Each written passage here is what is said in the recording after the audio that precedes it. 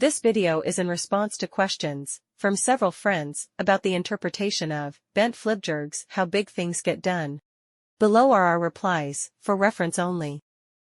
Question 1. In a previous discussion of Tim Harford's Messy, The Power of Disorder to Transform Our Lives, Jeff Bezos expanded Amazon's business into toys, with a clear purpose and quick decisions, resulting in chaos during the execution, but eventual success. Many entrepreneurial endeavors thrive in chaos and unexpected situations. Does this mean entrepreneurship is not the explicitly well-defined large projects discussed in this book? Reply. The core spirit of Messy and the story of Bezos is about opportunity. At that time, during the early stages of the internet boom, it was a race where opportunities were pursued by various pioneers. If you don't seize the opportunity, someone else will, and you might miss out. Taking the chance, even if it leads to chaos, and establishing a presence early on, capturing consumer awareness, was a risky, but wise choice in that context. Flyvbjerg's book, on the other hand, does not consider opportunities.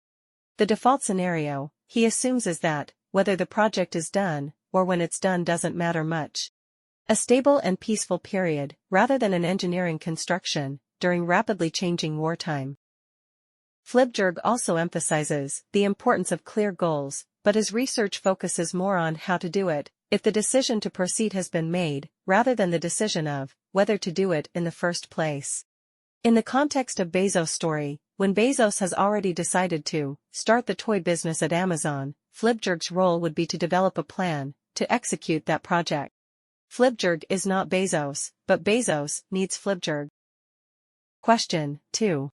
In the past, there's a book by Kenneth Stanley and Joel Lehman titled, Why Greatness Cannot Be Planned, The Myth of the Objective. Also, the idea of learning by doing is frequently emphasized, maintaining an open mindset, starting things and adjusting as needed to achieve greatness.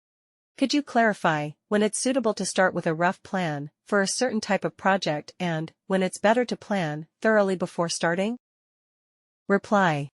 Why Greatness Cannot Be Planned discusses long-term, dynamic, and strategically selective endeavors where, at the beginning, you may not even know what you want. It's more of an exploration phase, not a specific project.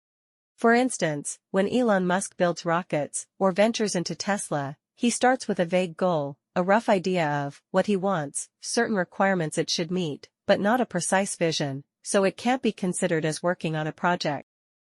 If you can't articulate what the end product looks like, it makes sense to learn by doing, discovering, and realizing as you go. Life as a whole isn't a large-scale project, in the sense Flyvbjerg discusses. Take Pixar making a movie, only when there's a reasonably decent script, and everyone agrees it's worth investing substantial resources. Can you consider it initiating the project? These questions help us clarify our thinking and distinguish between concepts. Question 3. If, when faced with a new field, no players are willing to be pioneers, and everyone hopes to learn from the lessons of predecessors, would everyone just stand on the riverbank and watch? Reply. Flyvbjerg talks about how to approach significant projects, often in situations where you have the choice of how to proceed. For projects like the IT initiative in the Danish government, where the timing doesn't significantly impact the outcome, waiting and learning from others' experiences is a valid strategy. However, sometimes stakeholders don't have the luxury of choice. They must forge ahead, or in cases like the Olympics, where economic considerations aren't the primary focus, they become the best pioneers. Even when not compelled to act, there's no need to worry about an imbalance in the ecosystem of pioneers, because many people simply enjoy being trailblazers. Earlier, we discussed the inventor of the television, Philo Farnsworth, from Richard P. Rummelt's The Crux, How Leaders Become Strategists. The American Radio Corporation offered him $100,000 for his patent, which would have been his best choice, but he declined, insisting on doing it himself.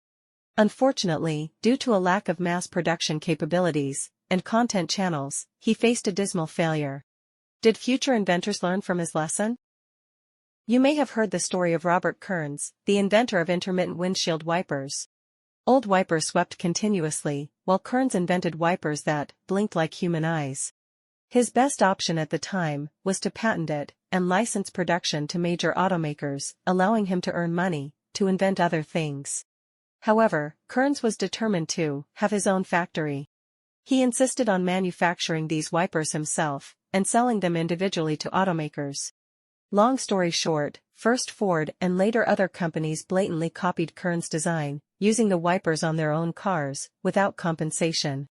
Kearns spent a lifetime suing these car manufacturers, and ultimately received a $30 million settlement. However, he never enjoyed that money and never invented anything else. All this happened because he wanted to fulfill his dream of owning his own factory. Kearns' story was made into a movie, but it's clear that there will be others who follow a similar path in the future. This is also a form of entrepreneurial spirit. Sometimes, we mock those who pay the price for their dreams, but these dreamers are the ones driving progress in the world. Later on, we'll share a book by the economist George Gilder, where this spirit will be thoroughly examined. Question 4. In most cases, we need to refer to industry averages. However, sometimes we indeed possess our own uniqueness, and this uniqueness happens to be the aspect where we can outperform the industry's average standards. What methods and indicators can help identify these points when planning a project? Reply. Uniqueness undoubtedly exists. For example, if other companies in the industry are using old technologies for a project, and you've just mastered a new automation technology that significantly speeds up the project, that can indeed be considered a uniqueness. But, as the saying goes, we tend to overestimate our uniqueness easily. Take the example of the biographer Robert Caro mentioned in the text. He was already a fast and prolific writer, arguably faster than most in the industry. So, if someone like him were to write a book, it should undoubtedly be faster than the average person, right? What could possibly go wrong?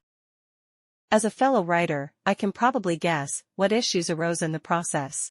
While Caro was speedy, he also had numerous ideas and high standards.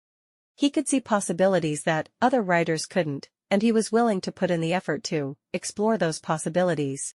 Moreover, his criteria for selecting materials were much higher than others. So, although he moved quickly, progress wasn't as swift.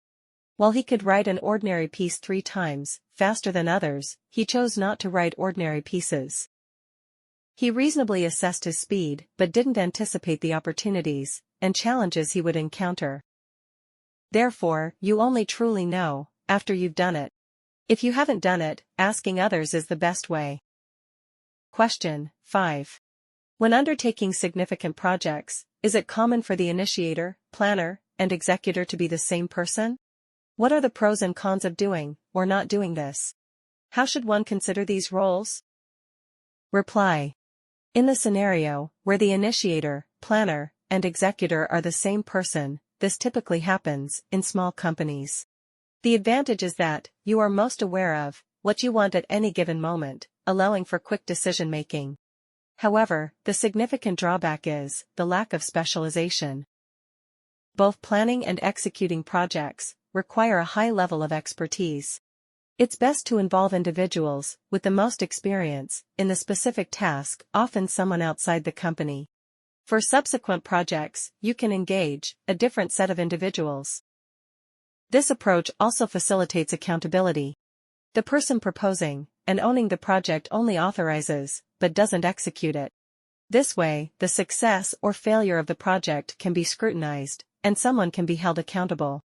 Without this separation, if you do everything yourself, it becomes challenging to evaluate the outcome objectively, and others may hesitate to provide constructive feedback. Without evaluation, there's no reflection and improvement.